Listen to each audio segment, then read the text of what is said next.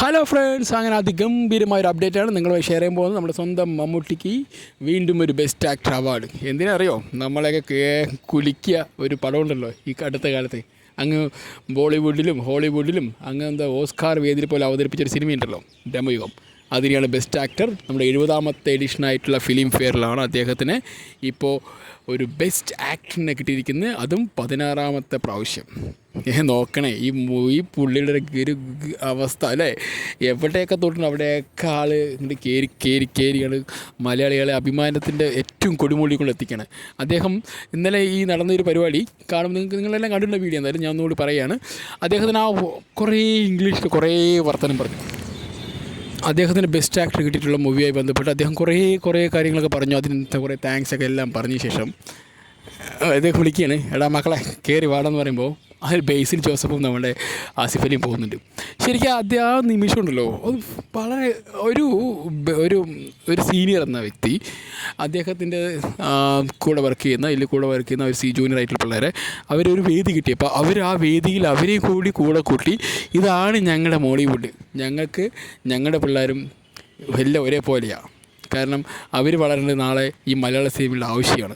അവരും ഇതുപോലെ അവാർഡുകൾ കിട്ടുകയും അതിനുശേഷം അവരും ഇതുപോലെയൊക്കെ ചെയ്യണം. നമ്മൾ പറഞ്ഞു കൊടുക്കില്ല, കാരണവന്മാർ പറഞ്ഞു കൊടുക്കുന്ന വഴി കൂടിയാണ് ഈ കുട്ടികൾ പഠിച്ചു പോകുന്നത്. അതുതന്നെയാണ് ശരിക്കും. കാരണം ഇവിടെ മമ്മൂട്ടി എന്ന വ്യക്തി അദ്ദേഹം അവർക്ക് പകർന്നു കൊടുക്കുന്ന വലിയൊരു സന്ദേശമുണ്ട്. ചിലപ്പോൾ അവർക്കല്ല, ഒരു സിനിമ ഇൻഡസ്ട്രി എല്ലാവർക്കും പറഞ്ഞു കൊടുക്കുന്നത്.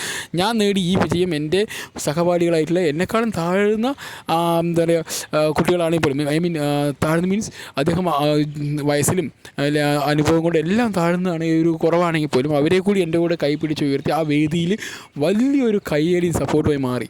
അത് ഭയങ്കര രസമാണ്. കാരണം ഈ വ്യക്തിക്ക് അതൊന്നും ചെയ്യേണ്ട ആവശ്യമില്ല. ചുമ്മാ ഒരു സിനിമയും ചെയ്തുകൊണ്ട് അല്ലെ മറ്റുള്ള ഇൻഡസ്ട്രി പോലെ സിനിമയും കൊണ്ട് കുറേ വൈറ്റ് അടിച്ചുകൊണ്ട് ഉണ്ടായി പോയാൽ മതി. കാരണം അദ്ദേഹത്തിന് ക്യാഷ് ഉണ്ടാക്കുക മൈൻഡ് ആണെങ്കിൽ അത് ചെയ്താൽ മതി. പക്ഷെ അങ്ങനെയല്ല ഇവിടെ ചെയ്യുന്നത്. അദ്ദേഹത്തിൻ്റെ കുട്ടികളായിട്ടുള്ള ഇല്ലേ, പറഞ്ഞു വരുന്ന ആസിഫ് അലി ആണെങ്കിലും ഇപ്പോൾ നമ്മുടെ ബേസിൽ ജോസഫ് ആണെങ്കിലും ഈ ആര് തന്നെയാലും മലയാള ഇൻഡസ്ട്രിയിൽ അവൾ ആര് തന്നെ ഉണ്ടെങ്കിലും അദ്ദേഹം വിളിച്ച് കയറ്റി അവരെ കൂടി അത് പറയുകയാണ്, എൻ്റെ ഈ അവാർഡ് ഞാൻ ഈ പിള്ളേർക്ക് നേരുന്നു എന്നും കൂടി പറയുമ്പോൾ അതൊക്കെ വലിയ കാര്യമാണ്. കാരണം ഒരിക്കലും ഒരു അവിടെയും സംഭവിക്കാത്തത്. അതാണ് മലയാളത്തിൻ്റെ ഒരു എളിമ, ഇല്ലെങ്കിൽ മലയാള നടന്മാർക്കും ഉണ്ടാകുന്ന ഒരു എളിമ എന്ന് പറഞ്ഞാൽ അതൊക്കെ തന്നെയാണ്. അതൊന്നും ഒരു ഇൻഡസ്ട്രിക്കും അവകാശപ്പെടുന്നില്ല. എന്തുകൊണ്ട് ഞങ്ങൾ ഇത്രയും ബെസ്റ്റ് ആവുമെന്ന് കേട്ടെങ്കിൽ ഞങ്ങളുടെ ഇൻഡസ്ട്രി പറഞ്ഞാൽ പൊളിയാണ് മക്കളെ. ഞങ്ങളുടെ ഇൻഡസ്ട്രി കിടുവാണ്. കാരണം ഞങ്ങൾ ഒരു ഈഗോസ്റ്റ് ക്ലാഷും ഇല്ലാതെ ഞങ്ങളുടെ സിനിമയ്ക്ക് വേണ്ടി മാത്രം ജീവിക്കുന്നവരോ, നല്ല സിനിമ ഉണ്ടാക്കാനും അത് കാശ് കൊടുത്ത് കാണുന്നവരിൻ്റെ ആ ഒരു സമയം വളരെ വിലപ്പെട്ടാണ്. അത് ഞങ്ങൾ കൊടുക്കുന്ന പ്രൊഡക്റ്റ് അവർക്ക് മോശമായി കഴിഞ്ഞാൽ അവർക്കുണ്ടാകുന്ന നഷ്ടം, അവരെടുക്കുന്ന എന്താ പറയുക, അവർ അധ്വാനിച്ചുണ്ടാക്കുന്ന കാശിന് 1% രീതിയിൽ ഫിലിമിലേക്ക് കൊണ്ടുപോകുന്നു. ഫിലിം കാണാനായിട്ട് തിയേറ്ററിലൊക്കെ പോയി കാണുന്നു. അപ്പോൾ അതിലൊരു നഷ്ടം ഉണ്ടായി കഴിഞ്ഞാൽ അവർക്ക് വല്ലാത്തൊരു പ്രശ്നമായിരിക്കും. കാരണം അതുകൊണ്ട് അത്തരം സിനിമകൾക്കൊന്നും മോശപ്പെട്ട സിനിമകളുടെ ഭാഗമാകാതെ എല്ലാം ഗംഭീരമായ സിനിമകളുടെ ഭാഗമാകാനും അത് ഞങ്ങളുടെ പ്രേക്ഷകർ കാണും. ഏത് തരത്തിൽ സിനിമ എടുത്താലും പ്രേക്ഷകർ കാണും എന്നുള്ളൊരു ഉറച്ച വിശ്വാസം ഉണ്ടല്ലോ അദ്ദേഹത്തിൻ്റെ മനസ്സ്. അത് തന്നെയാണ്. എന്തായാലും നമ്മുടെ ഇപ്പോൾ പറഞ്ഞു വരുമ്പോൾ 3 നാഷണൽ അവാർഡായി, 7 സ്റ്റേറ്റ് അവാർഡായി, 16ാമത്തെ ഫിലിം ഫെയർ അവാർഡായി.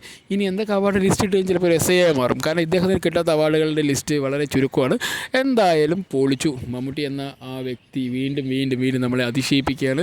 നമ്മളെന്താ പറയുക, റൊമാൻറ്റിഫിക്കേഷൻ ആക്കുന്നൊക്കെ പറയില്ല, ആ ലെവലിലേക്കാണ് ശരിക്കും മമ്മൂട്ടി എന്ന ആക്ടർ നമ്മളെ കൊണ്ടുപോകുന്നത്. അദ്ദേഹത്തിൻ്റെ സഹപാഠികൾ കൊടുക്കുന്ന ആ ഒരു റെസ്പെക്റ്റ്, ഇല്ലെങ്കിൽ അവരുടെ ഉയർച്ചയ്ക്ക് വേണ്ടി അദ്ദേഹത്തിന് കൊണ്ടാകാൻ പറ്റാവുന്ന രീതിയിൽ അദ്ദേഹം ഹെൽപ്പ് ചെയ്യുന്നു. അത് തന്നെയാണ് കുറേ കാലമായിട്ട് അദ്ദേഹത്തിൻ്റെ പുതിയ ന്യൂജൻ ഡയറക്ടേഴ്സ് വരുമ്പോൾ അദ്ദേഹം അവർ കൊടുക്കുന്ന അവസരം. കാരണം അദ്ദേഹത്തിന് പ്രത്യേകിച്ചൊന്നും കിട്ടിയിട്ടൊന്നുമില്ലല്ലോ. കാരണം അതിന് വേണ്ടി മാത്രം അദ്ദേഹത്തിന് കിട്ടുന്ന നല്ലൊരു ക്യാരക്ടറാണെങ്കിൽ അദ്ദേഹം ഏത് അറ്റം വരെ പോകും. അത് മമ്മൂട്ടി എന്ന വ്യക്തിയുടെ ഒരു വലിയ പ്ലസ് പോയിന്റ്. എന്തായാലും ബ്രഹ്മയുഗത്തിലൂടെ അദ്ദേഹം വീണ്ടും ചരിത്രങ്ങൾ കുറിച്ചുകൊണ്ടിരിക്കണം. ഓസ്കാർ സ്ക്രീനിങ് പോയി, ഇപ്പോൾ ഫിലിം ഫെയർ അവാർഡ് കിട്ടി. അതുപോലെ തന്നെ ബെസ്റ്റ് ഡയറക്ടർക്കുള്ള അവാർഡ് കിട്ടിയിരിക്കുന്നത് നമ്മുടെ സ്വന്തം രാഹുൽ സദാശിവനാണ്. അതുപോലെ അങ്ങനെ കുറേ അധികം മലയാള സിനിമയ്ക്ക് കുറേ അവാർഡ് കിട്ടിയിട്ടുണ്ട്. എല്ലാം അടിപൊളി സിനിമകളായിരുന്നു കഴിഞ്ഞ വർഷം ഈ വർഷമൊക്കെ വരുന്നത്. എന്തായാലും അടുത്തൊരു ഫിലിം ഫെയറും കൂടി മമ്മൂട്ടിക്ക് നേടി വരും. കാരണം കളങ്കാവൽ ചെറിയൊരു മുതലല്ല, അതും തകർക്കും. എല്ലാ അതിർവരമ്പുകളും തകർത്തെറിഞ്ഞുകൊണ്ട് അതിനെയും ചൈത്രയാത്ര തുടരട്ടെ എന്ന് ഞാൻ ആഗ്രഹിക്കുന്നു. എന്തായാലും മമ്മൂട്ടി എന്ന വ്യക്തി നമ്മളെ വീണ്ടും വിസ്മയിക്കാൻ ഇനിയും കുറേ സിനിമകളുടെ ഭാഗമാവുകയും അതെല്ലാം കണ്ട് നമ്മൾ കോരിത്തെരിച്ച് എന്താ പറയുക, അങ്ങോട്ട് ഇതൊന്നും മമ്മൂട്ടിക്ക് ഇനിയൊന്നും നേടാനില്ല. അതാണ് ഒരു അവസ്ഥ. കാരണം അദ്ദേഹം ചെയ്യാനുള്ള എക്സ്പെരിമെൻറ്റ് മാത്രമേ ഉള്ളൂ. അങ്ങനെ ഓരോ സിനിമകൾ വരട്ടെ. നമ്മൾ ഓരോ സിനിമകൾക്കായി കാത്തിരിക്കുന്നു. ഇനി വൻ അപ്ഡേറ്റുകളാണ് വരാനുള്ളത്. ഇനിയിപ്പോൾ സിനിമകളുടെയൊക്കെ കാലമാണ്. ഇനി വരാൻ വിഷുവും ഒക്കെ ആവാനാകുമോന്നോ. ഇനി കുറച്ച് കാലം കഴിഞ്ഞാൽ നമ്മുടെ വേലയും പൂരമൊക്കെ തുടങ്ങി. അപ്പോൾ ഇനിയുള്ള സിനിമകളൊക്കെ വരുമ്പോൾ ഓരോന്നോരോ നിങ്ങളായിട്ട് ഞാൻ അപ്ഡേറ്റ് ചെയ്യുന്നതായിരിക്കും.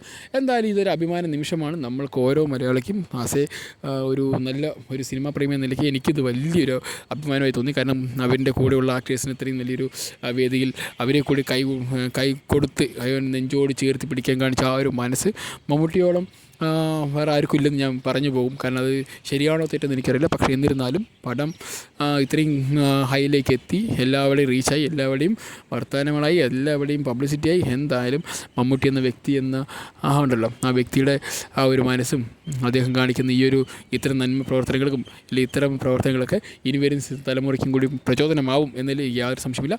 Okay, bye bye guys. വീണ്ടും പുതിയൊരു അപ്ഡേറ്റുമായി വരുന്നതായിരിക്കും. ബൈ.